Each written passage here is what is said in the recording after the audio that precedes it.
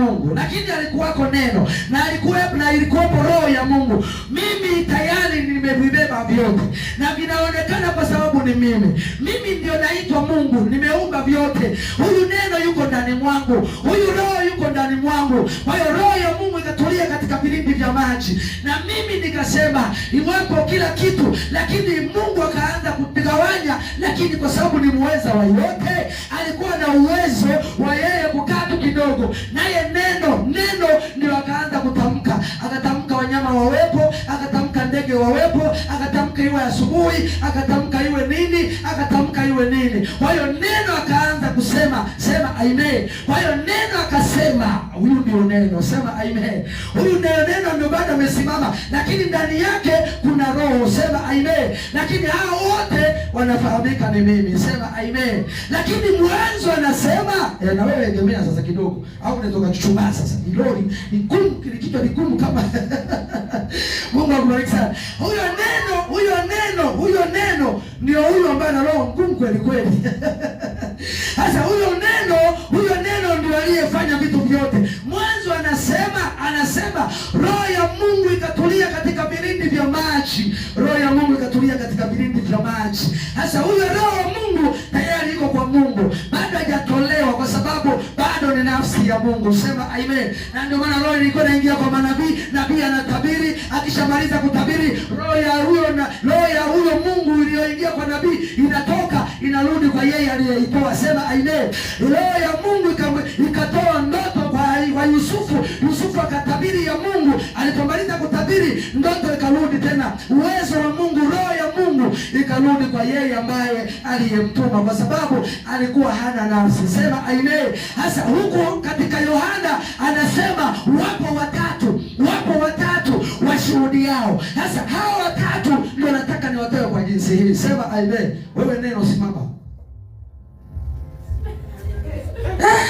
Yaani darasani uko form ngapi? Uko form ngapi? Uko form? Una shule uko wangapi? 84. Form 2 yote uko wangapi? 283. Wewe angalia tena umechanganya. Kama mko 270 na kitu, namba yako ni 200 ni kuendelea.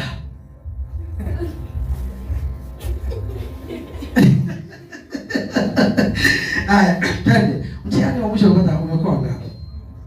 Wafahamu tu wote. Hata hivi tu hatupo, si wewe wamebisha, wala usingebisha.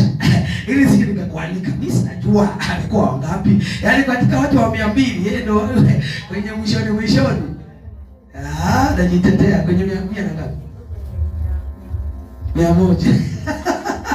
130. Kwa hiyo umewapita 100 na pointi. Kwa hiyo umejitahidi.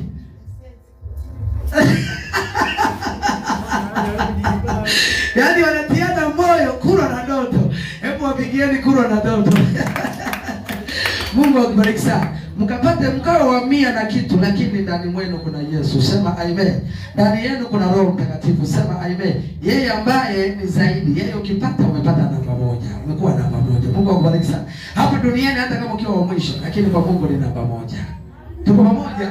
Sasa huyu neno na hii roho ya Mungu mwanzoni ilienda kutulia katika vilindi vya maji. Ilipotulia katika vilindi vya maji, hapa anayeonekana ni Mungu peke yake, sema amen. Sasa Mungu alichokifanya, kwa sababu hapa yeye anakamilika kama nafsi, sema amen. Na ndio maana mwanadamu ni nafsi yenye mwili na roho. Ndani mwake kuna mwili, yeye ni mwili, ndani mwake kuna nafsi na ndani yake kuna roho. Kwa hiyo anakamilishwa kwa kubeba hayo yote. Sasa na Mungu tayari ana nafsi, na nafsi hiyo ndio iliyobeba neno, ndio iliyobeba roho ya Mungu, sema amen. Sasa Mungu kwa sababu ni muweza wa yote. Mwambie jirani yako, Mungu ni muweza wa yote.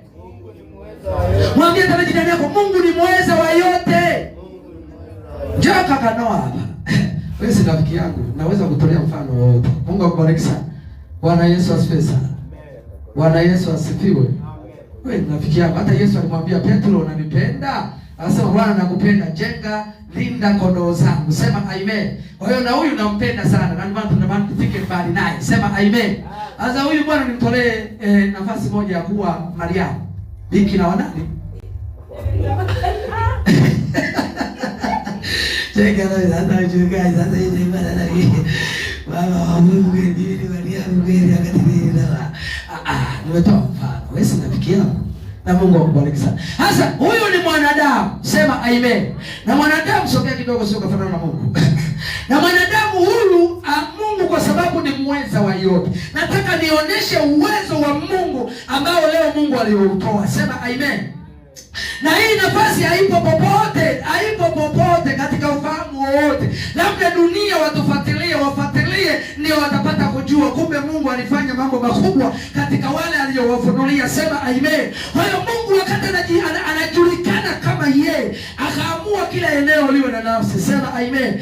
Akamtoa huyu neno ambaye aliyesema akiwa kwake, kwa sababu alikuwa hana nafsi. Huyu neno akaenda akawa ndani ya tumbo la Mariamu. Sema amen. Lakini mimi hapa nimekamilika kunena na nena, kuongea na ongea, kusema na sema, ni muweza wa yote. Na ndio maana Mungu alipomtuma malaika alipofika kwa Mariamu akamwambia, Mungu yuko pamoja nawe, utabeba mimba, utamzaa mtoto, na huyo mtoto atakuwa mwana wa Mungu aliye hai.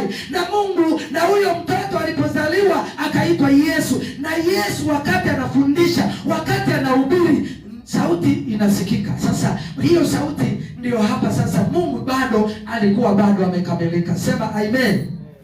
Katika ile Mathayo sura ya 3 mstari wa 17, Yesu wakati anaenda kubatizwa kwa Yohana alisema kwamba yuaja aliye mkuu kuliko mimi, ambaye mimi sistahili hata kushika chochote katika miguu yake, maana yeye ni mkuu kuliko mimi. Wakati anaenda kwenye maji, Yohana alipomwona Yesu akija kwenda kubatizwa, Yohana alishtuka akamwambia, Bwana, si mimi, wewe ndio unatakiwa unibatize mimi, sio wewe uje mimi nikubatize. Yesu akamwambia, kwa sababu Yohana amemtambua huyu ambaye anaenda kubatizwa sio mtu wa kawaida. Na Yesu akamwambia, Yohana, kubali kunibatiza mimi ili kukamilisha mambo yote. Na ndio maana ubatizo sio ondoleo la dhambi. Ubatizo ni dhamiri safi mbele za Mungu. Sema amen.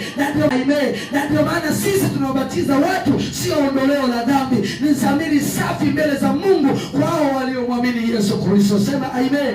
Ondoleo la dhambi ni Yesu Kristo, kwa damu iliyomwagika msalabani ili tupa uzima wa milele. Hebu nipungie mkono hewani, wewe uliosafishwa kwa damu ya Yesu Kristo, ukawa kiumbe kipya, ya kale yamepita, ukawa mwana wa Mungu. Sema amen. Naye Yohana alipoambiwa hivyo, najua bosi wako angekuambia jambo lazima utii, si ndio hivyo?